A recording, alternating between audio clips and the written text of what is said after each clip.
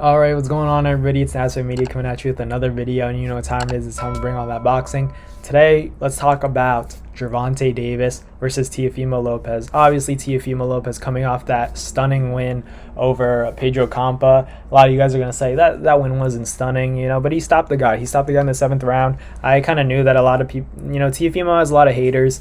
They're going to say what they want, but at the end of the day, I feel like no matter what happened, if Teofimo went in there and stopped Pedro Campa in the 1st round, people were gonna say something bad. Oh, that guy was a taxi driver. He's nothing special. He's trying to pad up his record again.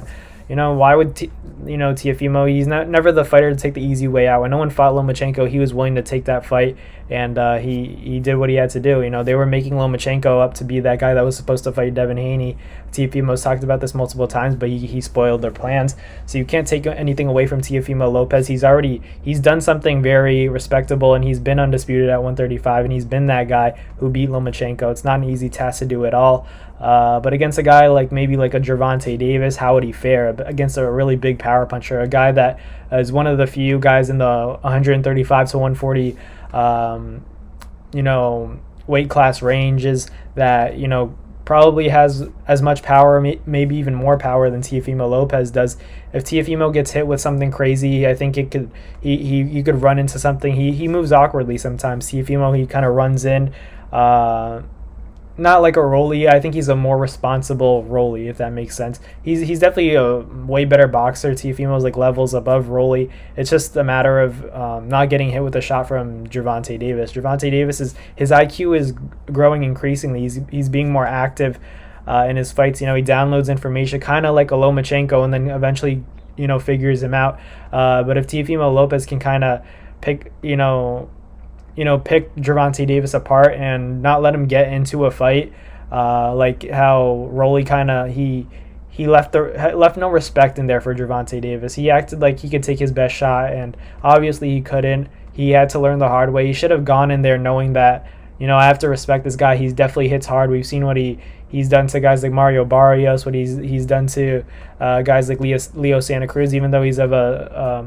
relatively lower weight class naturally, it's still Leo Santa Cruz. That's a tough guy to beat. One of the most durable guys in boxing, and he stopped him. He put him to sleep. So Gervonta is a guy that Teofimo's going to have to respect from the start. He's going to have to earn Gervonta's respect as well. Keep him off with that jab, hit him to the body a few times, keep him at bay, and don't let Gervonta get comfortable. Don't let him get back into the fight, because when Gervonta gets comfortable, he gets ready to counter, and that pull counter, left hand that he has, which he did use against Rolly Romero, that's a dangerous shot. And if Teofimo gets caught with that or some sort of uppercut, I think it would be a short night. But Teofimo Lopez does have the ability to outbox Gervonta Davis. It's not an easy task. I think it's a 50-50 fight, but I kind of lean towards a Gervonta Davis just because I feel like he's in a really good place, mentally and physically, as opposed to Teofimo Lopez, who I'm just not sure.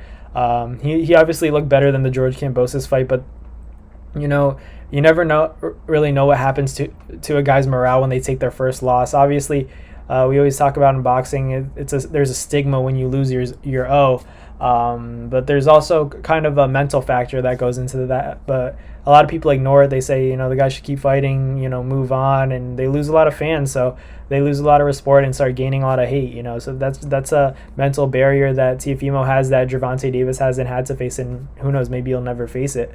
But it's just something to think about. Let me know in the comments. I personally have Gervonta Davis in this matchup, but I think it's a close fight.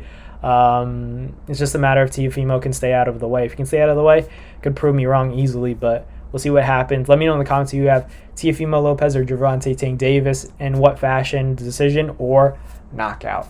But thank you guys for watching. Thank you guys for the constant support. Subscribe, and I'll catch you guys later. Peace.